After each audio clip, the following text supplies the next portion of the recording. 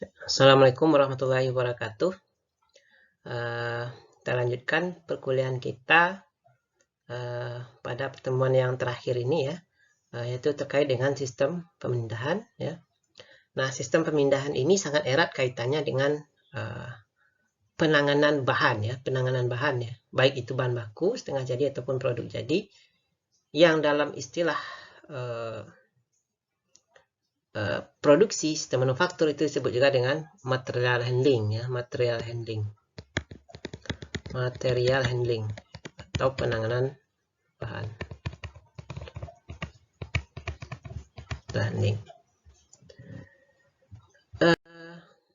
Adapun untuk outline pertemuan kita ini akan dibagi menjadi 5 bagian ya. Pertama itu terkait dengan konsep dasar, kemudian terkait dengan gang dan pola aliran, kemudian jarak, kemudian alat pemindahan ya, kemudian biaya material handling. Nah, yang pertama pengantar ya. Sebagai pengantar ya, perlu dipahami bahwasanya kegiatan produksi itu tidak terlepas dari kegiatan pemindahan bahan ya. Jarang kegiatan produksi yang selesai pada satu stasiun kerja ya. Biasanya diselesaikan melalui beberapa rangkaian stasiun kerja, baik itu secara serial ataupun secara paralel. Nah, kalau Anda kemarin di semester sebelumnya sudah lihat proses pembuatan sabun, itu ada beberapa stasiun kerja yang tersusun secara serial. Dan memang industri agro kebanyakan stasiun kerjanya disusun secara serial. Nah, bagaimana mengelola pemindahan bahan tersebut? Nah, ada beberapa faktor yang dipertimbangkan. Yang pertama itu adalah faktor ekonomis ya, faktor ekonomis terkait dengan biaya ya. Karena perpindahan itu pasti mengandung konsekuensi biaya. Kemudian yang kedua adalah faktor ergonomis. Jadi bagaimana proses pemindahan itu dapat memberikan kenyamanan pada pekerja atau manusianya. Dan terakhir aspek teknis. Aspek teknis ini terkait bagaimana proses operasional pelaksanaannya ya. Nah, pada prinsipnya proses pemindahan bahan itu harus memperpendek lead time. Jadi waktunya itu harus secepat mungkin ya, karena merupakan waste. Jadi proses perpindahan itu sebenarnya adalah waste atau pemborosan ya. Idealnya itu perpindahan itu tidak butuh waktu ya. Tapi itu kan tidak mungkin ya. Tidak mungkin. Nah, jadi bagaimana memperpendek waktu pemindahan ya. Nah, kemudian ya,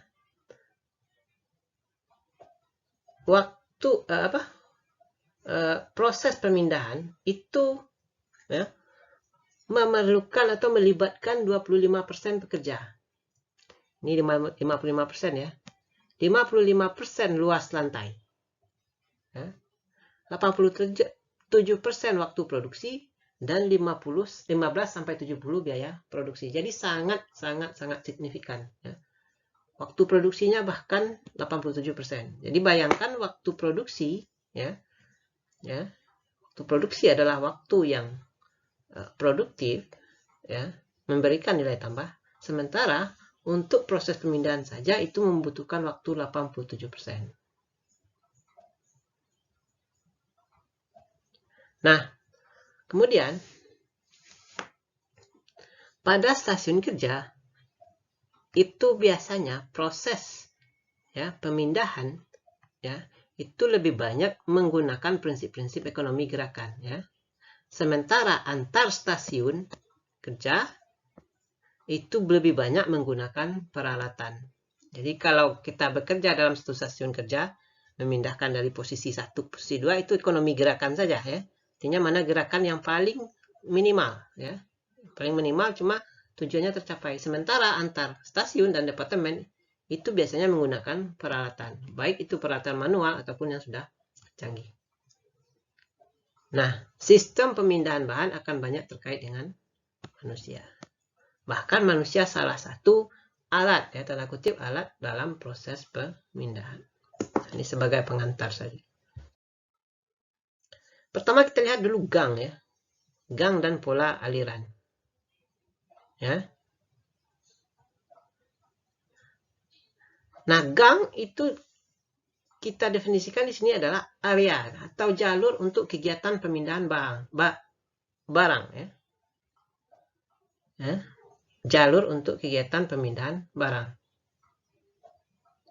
Ya. Jadi gang itu adalah fasilitas yang dibuat sebagai tempat, boleh dikatakan tempat lalu lalangnya proses pemindahan, ya. Gang. Pada tingkatan stasiun kerja yang ini dan departemen ada aliran internal dan ada aliran utama. Aliran internal itu artinya aliran yang tadi yang di dalam stasiun kerja, ya. Ya. Sementara aliran utama itu aliran antar stasiun kerja. Nah, ini contoh, ya, aliran yang ada di rantai produksi, ya. Ini ketika pintunya satu ini, ya, pintu masuk, pintu keluar. Kemudian, ya, ada pola, ya, pola penyusunan mesin, ya, pola penyusunan mesin yang mengakomodir gang, ISEL, ya, ISEL. Ini mesinnya disusun sejajar, ya. Ini sejajar memanjang, ya. Kalau yang ini sejajar tapi tidak memanjang. Ini gangnya di tengah, ya. Kemudian mesinnya saling berhadapan.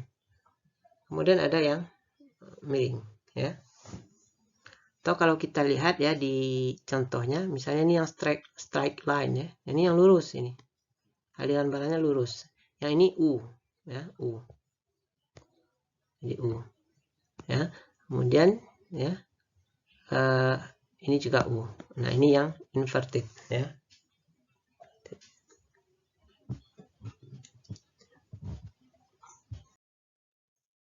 Nah, kemudian yang kedua kita akan lihat terkait dengan jarak perpindahan.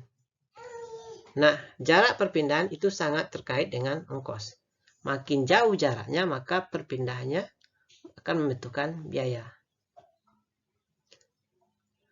Sebagai contoh, misalkan kita memindahkan satu barang ke stasiun kerja ke stasiun kerja lain dengan menggunakan misalnya bantuan alat, ya, misalnya konveyor, forklift, ya. Nah, itu dia membutuhkan energi. Nah, sumber energi misalnya minyak.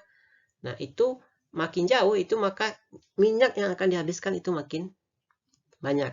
Jadi makin jauh maka biayanya makin besar, ya. Ada beberapa cara menghitung jarak perpindahan, ya. Ada yang namanya rectilinear, ya.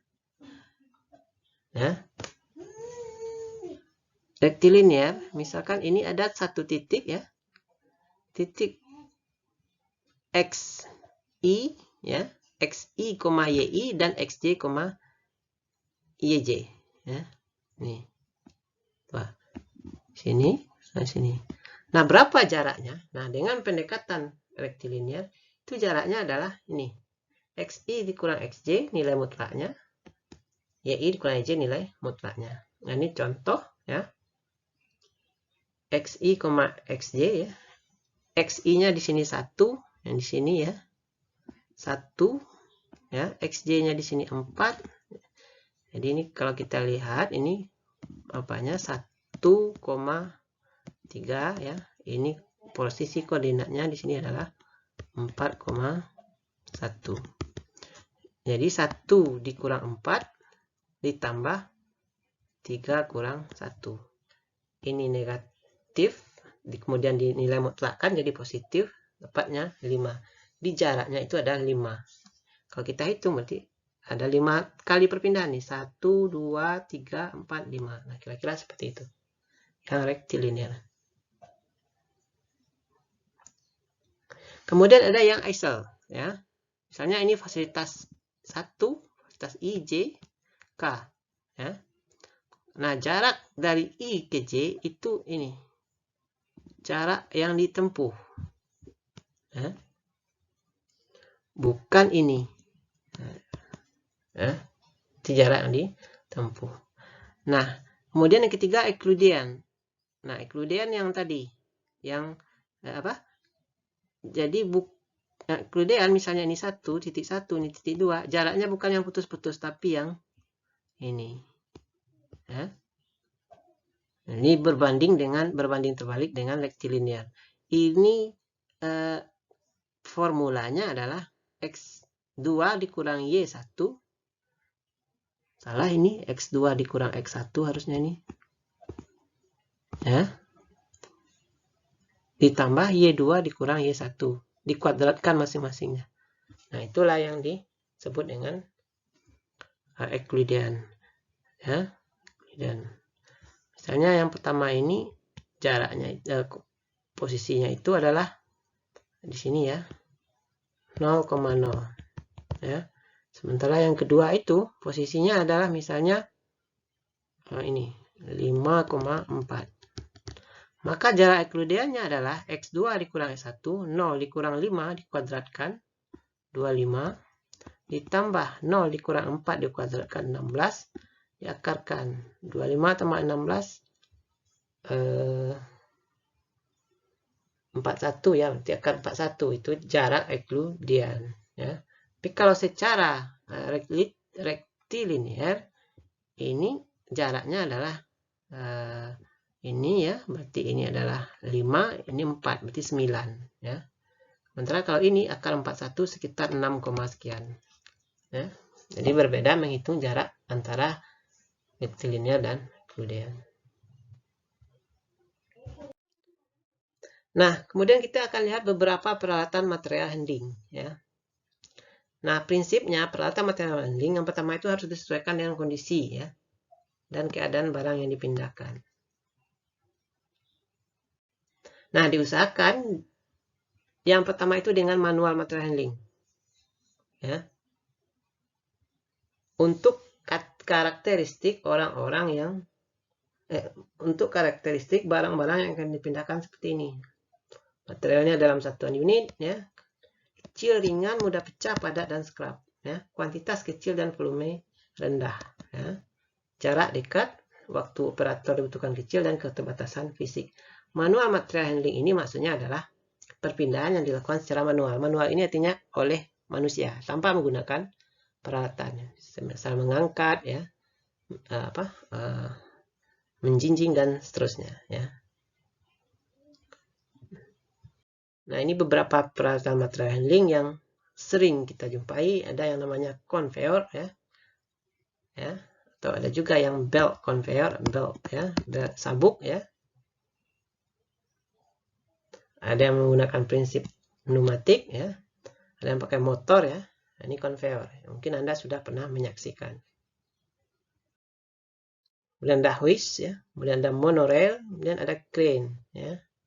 Ini biasanya untuk memindahkan untuk produk-produk yang berat ya, ukuran besar.